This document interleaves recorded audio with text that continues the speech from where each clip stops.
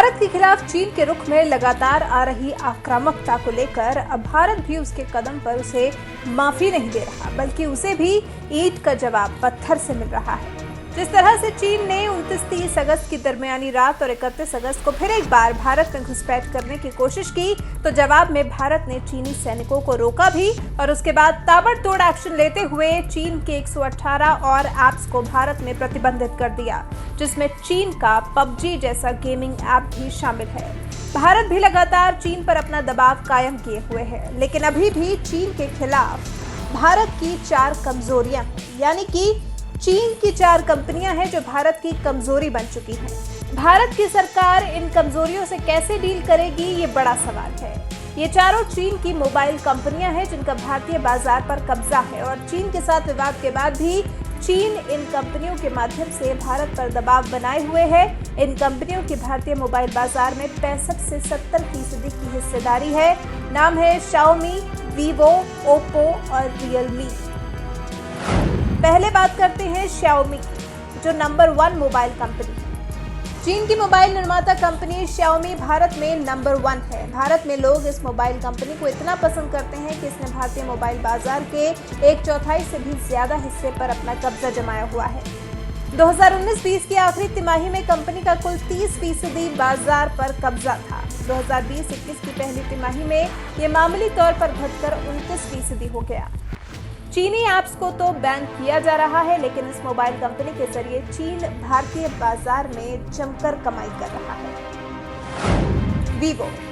Vivo भी चीनी mobile company है जिसकी भारतीय बाजार में पूरे 17% की हिस्सेदारी है।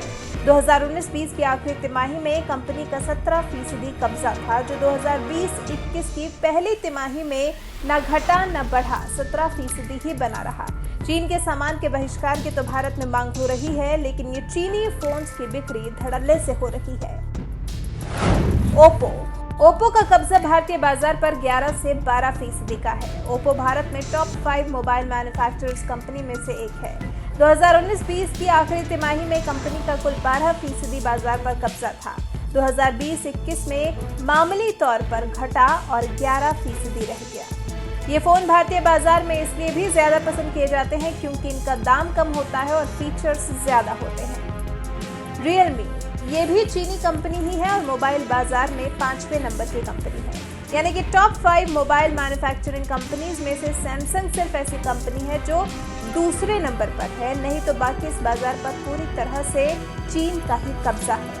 2019-20 की आखिरी तिमाही में Realme का कुल 14% बाजार पर कब्जा रहा, जो कि 2020-21 की पहली तिमाही में घटकर 9% रह गया। लेकिन भारतीय बाजार में टॉप 5 कंपनियों में Realme का कब्जा कायम है। सैमसंग की भी बात करते चले तो इसके पास भारत के मोबाइल बाजार का करीब 1/4 हिस्सा है। बाकी का सारा बाजार इन चीनी कंपनियों का ही है। तो अगर आप लोग सच में चीन से बदला लेना चाहते हैं, 15 जून की रात को 20 जवानों की शहादत याद कर आपका खून खौल उठता है, तो फिर करिए इन चीनी कंपनियों का भी बहिष्कार और फिर चीन को समझ आएगी उसकी असली औकात। चीनी ऐप्स बैन कर चीन पर कोई खास असर नहीं पड़ रहा है, इसलिए एक के बाद एक भारत के विरोध में कदम उठाता ही जा रहा है। भारत के नागरिक होने के नाते हमारा भी कर्तव्य है कि हम एक्शन के लिए सिर्फ सरकार का ही इंतजार ना करें, कम से कम वो चीजें कर भारत की सरकार का साथ दें जो हमारे हाथ में है। ये पूरी तरह से हमारे बस में है कि हमें भारतीय बाजार में इन चीनी कंपनियों का कब्जा चाहिए या नहीं। आप हमारी बात से कितने सहमत हैं, अपनी राय हमें कमेंट कर जरूर बताएं।